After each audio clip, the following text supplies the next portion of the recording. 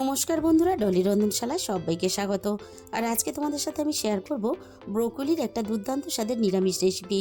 ফুলকপি, ওলকপি, বাঁধাকপি যেমন বাজারে নিজের জায়গা জাঁকিয়ে বসে আছে, তার সাথে সাথে কিন্তু ব্রোকলিও বাজারে নিজের জায়গা বেশ জাঁকিয়ে বসে গেছে। আর ব্রোকলি যেমন খেতেও ভালো লাগে, তেমনই কিন্তু রান্না করার কোনো ঝামেলা নেই। আর ব্রোকলি একটা ভীষণ উপকারী সবজি, বিশেষ করে বাচ্চাদের জন্য। আমি এই রান্নার জন্য আগে থেকেই একটা গোটা ব্রোকলি কেটে রেডি করে নিয়েছিলাম।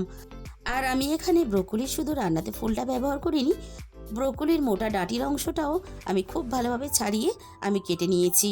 ব্রোকলির কিন্তু ডাঁটিগুলো ফেলার দরকার নেই, ব্রোকলির ডাঁটিগুলো কিন্তু খুবই নরম হয় আর খেতেও বেশ ভালো লাগে। আর এই অংশটা আমি একটু লম্বা করে কেটে নিয়েছি, তোমরা তোমাদের পছন্দ মতো কেটে নেবে। আর ব্রোকলি যেভাবেই রান্না করো না কেন, খেতে কিন্তু খুবই ভালো লাগে। রান্নাটা আরও একটু টেস্টি হওয়ার জন্য আমি এখানে পনির নিয়েছি। পনিরটা আমি আমার প্রয়োজন মতন ব্যবহার করেছি। তোমরা ইচ্ছে করলে রান্নাতে পনির ব্যবহার করতেও পারো, নাও করতে পারো। আর যদি ব্যবহার করো তাহলে পনিরের পরিমাণটা নিজের মতো করে বাড়িয়ে বা কমিয়ে নেবে। আর এই রান্নাতে পনির ব্যবহার না করলে রান্নার স্বাদের কিন্তু কোনো পরিবর্তন হবে না। পনিরের মধ্যে আমি দিয়ে দিলাম স্বাদ মতো লবণ, আর দিয়ে দিলাম সাথে অল্প একটু হলুদের গুঁড়ো। আর অল্প একটু লবণ আর হলুদ দিয়ে মেখে পনিরটা ভেজে রান্না করলে তাহলে পনিরটা খেতেও বেশ ভালো লাগবে। আর হলুদ দেওয়ার জন্য পনিরটা রান্নাতে দেখতেও ভালো লাগবে। পনিরটাকে আমি খুব ভালোভাবে লবণ আর হলুদ মাখিয়ে রেডি করে নিয়েছি। তাহলে চলো রান্নাটা আমি কিভাবে করেছি সেটা এবার দেখে নেওয়া যাক। এখানে আমি 2 চামচ গোবিন্দভোগ চাল নিয়েছি। কড়াইটা হালকা গরম করে নিয়ে গোবিন্দভোগ চালটা আমি দিয়ে দিলাম কড়াইয়ের মধ্যে। এবার আমি গ্যাসের ফ্লেমটা একেবারে লোতে রেখে চালটা মিনিট খানেকের মতো নাড়াচাড়া করে ভেজে নেব। যখন সুন্দর একটা মিষ্টি গন্ধ বেরোতে শুরু করবে আর চালটা ঠিক এরকম একটু চুটপুট করে ফুটতে শুরু করবে, তখন কিন্তু নামিয়ে নিতে হবে। আমি চালটাকে দেখো একটা বাটির মধ্যে ভেজে নেওয়ার সাথে সাথেই নামিয়ে নিয়েছি, তা না হলে কড়াইয়ের গরমে অনেকটা পুড়ে যাবে। এবার আমি ভাজা চালটা একটু ঠান্ডা করে নেব।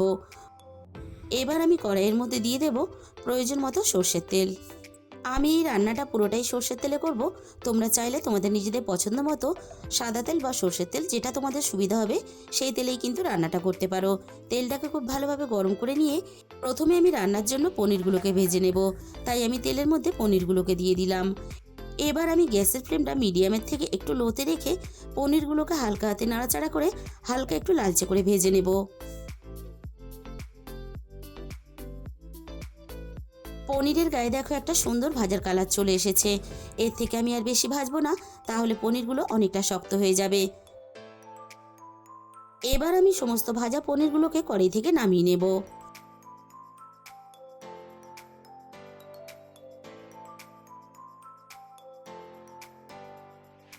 এবার আমি তোমাদের খুব কাছে থেকে দেখিয়ে দেব। দেখো পনিরগুলো ভাজার পরে কিন্তু একটুও শক্ত হয়ে যায়নি। পনিরটা ঠিক এরকম নরম রেখে হালকা একটু ভেজে নিতে হবে। আর এই রান্নার জন্য আমি আগে থেকে মাঝারি সাইজের 2টো আলু একটু ডুমো করে কেটে নিয়েছিলাম। এবার আমি আলুগুলো ভাজার জন্য তেলের মধ্যে দিয়ে দেব। এবার আমি আলুগুলোকে একটু সময় নিয়ে নাড়াচাড়া করে বেশ ভালোভাবে ভেজে নেব।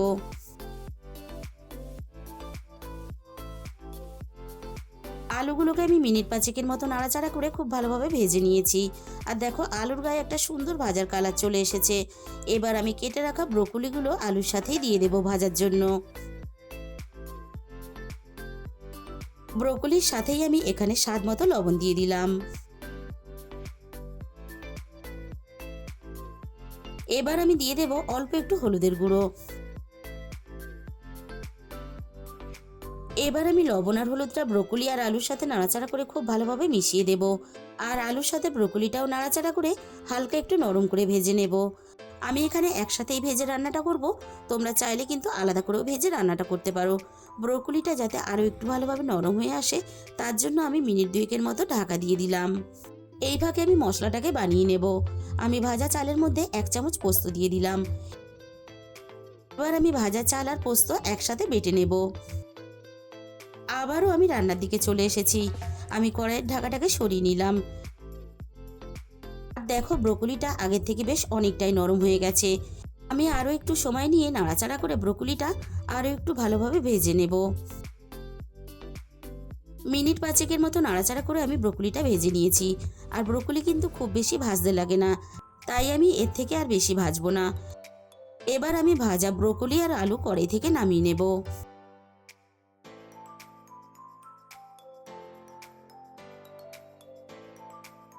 আবারও আমি রান্নার জন্য কড়াইয়ের মধ্যে প্রয়োজন মতো সরষের তেল দিয়ে দিলাম। তেলটা আমি আবারও খুব ভালোভাবে গরম করে নিয়ে এবার আমি তেলের মধ্যে ফোড়নে দিয়ে দেব অল্প একটু গোটা জিরে। আর জিরের সাথে ফোড়নে আমি দিয়ে দেব অল্প একটু গোটা গরম মশলা। এবার আমি ফোড়নটা হালকা নাড়াচাড়া করে মিনিট খানেকের মতো ভেজে নেব, ফোড়ন থেকে সুন্দর একটা মিষ্টি গন্ধ বেরিয়ে আসা পর্যন্ত। এবারে আমি তেলের মধ্যে দিয়ে দেব রান্নার প্রয়োজন মতো অল্প একটু আদা বাটা।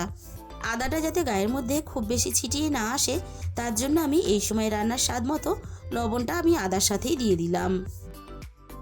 এবারে আমি আদাটাকে নাড়াচাড়া করে কয়েক সেকেন্ড ভেজে নেব, আদার কাঁচা গন্ধটা চলে যাওয়া পর্যন্ত।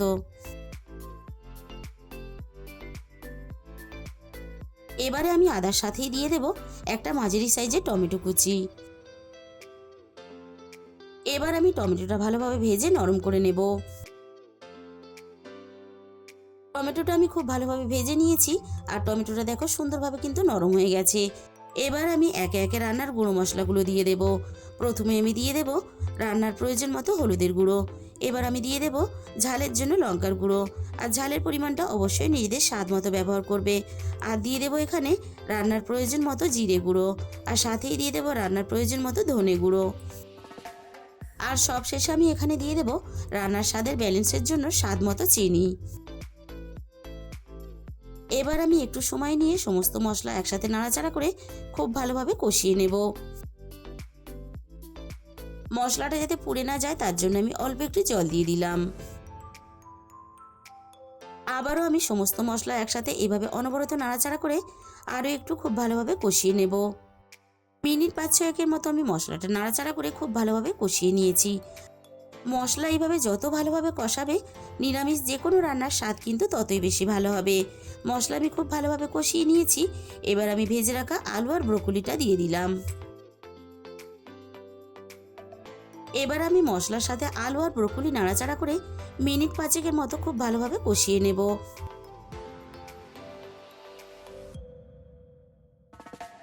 আমি সব কিছু একসাথে নাড়াচাড়া করে খুব ভালোভাবে কষিয়ে নিয়েছি। এবার আমি রান্নার মধ্যে দিয়ে দিলাম বেটে রাখা পোস্ত আর গোবিন্দভোগ চালটা। সাথেই আমি মশলার বাটি ধুয়ে আরও একটু অল্প জল দিয়ে দিলাম। আবারও আমি সবকিছু একসাথে নাড়াচাড়া করে মিনিট 3-4 মতো আরও একটু কষিয়ে নেব। আর অল্প একটু গোবিন্দভোগ চাল রান্নাতে দেওয়ার জন্য রান্নার স্বাদ আর গন্ধ দুটোই কিন্তু দুর্দান্ত আসবে। আর সাথে পোস্তটা দেওয়ার জন্য রান্নার স্বাদ কিন্তু আরও বেড়ে যাবে। আমি সব কিছু একসাথে নাড়াচাড়া করে খুব ভালোভাবে মিশিয়ে নিলাম। এবার আমি রান্নার মধ্যে দিয়ে দেব রান্নার প্রয়োজন মতো জল। এবার আমি সবকিছু একসাথে নাড়াচাড়া করে খুব ভালোভাবে মিশিয়ে দেব। আর মটরশুঁটিটা আমি আগে দিতে ভুলে গিয়েছিলাম, তাই কিন্তু আমি এই সময় অল্প একটু মটরশুঁটি রান্নার মধ্যে দিয়ে দিলাম। আলু, মটরশুঁটি, ব্রোকলি সবকিছু খুব ভালোভাবে সিদ্ধ হওয়ার জন্য কড়াইটা আমি কিছুক্ষণের জন্য ঢাকা দিয়ে দিলাম। মিনিট 15 মতো আমি রান্নাটা খুব ভালোভাবে করে নিয়েছি। এবার আমি কড়াই থেকে ঢাকাটাকে সরিয়ে নিলাম। আবারও আমি রান্নাটাকে একটু নাড়াচাড়া করে নেব আর দেখে নেব আলু, ব্রোকলি সবকিছু খুব ভালোভাবে সিদ্ধ হয়েছে কিনা। আলু খুব ভালোভাবে সিদ্ধ হয়ে গেছে আর সাথে কিন্তু ব্রোকলি আর মটরশুঁটিও খুব ভালোভাবে সিদ্ধ হয়ে গেছে। এবার আমি রান্নার মধ্যে ভেজে রাখা পনিরগুলোকে দিয়ে দেব। এবার আমি পনিরগুলোকে হালকা হাতে নাড়াচাড়া করে গ্রেভির সাথে খুব ভালোভাবে মিশিয়ে দেব আর পনিরগুলোকে মিনিট 3-4 মতো রান্না করে নেব। বন্ধুরা, আমি রান্নাটা যেভাবে করেছি শেষ পর্যন্ত দেখার পরে তোমাদের যদি ভালো লেগে থাকে তাহলে একদিন হলেও তোমরা বানিয়ে দেখো। গরম গরম রুটি, পরোটা বা লুচির সাথে খেতে কিন্তু দুর্দান্ত লাগে। তাহলে বন্ধুরা, আজকের এই রেসিপিটা ভালো লাগলে একটা ভিডিওতে লাইক, শেয়ার আর কমেন্ট করে দিও। আর যে সমস্ত নতুন বন্ধুরা এখনও পর্যন্ত আমার চ্যানেলটাকে সাবস্ক্রাইব করনি, এরকম নতুন নতুন ঘরোয়া রেসিপি পেতে আমার চ্যানেলটাকে সাবস্ক্রাইব করে আমার পাশে থাকার অনুরোধ রইল। আর তার সাথে সাথে পাশে থাকা বেল আইকনটা ক্লিক করে অল করে দিও। তাহলে আমি যখনই কোনো নতুন রেসিপি আপলোড করব সবার আগে তোমার কাছে পৌঁছে যাবে। আর তোমাদের মূল্যবান সময় দিয়ে আমার এই রেসিপিটা দেখার জন্য তোমাদের সবাইকে অনেক ধন্যবাদ।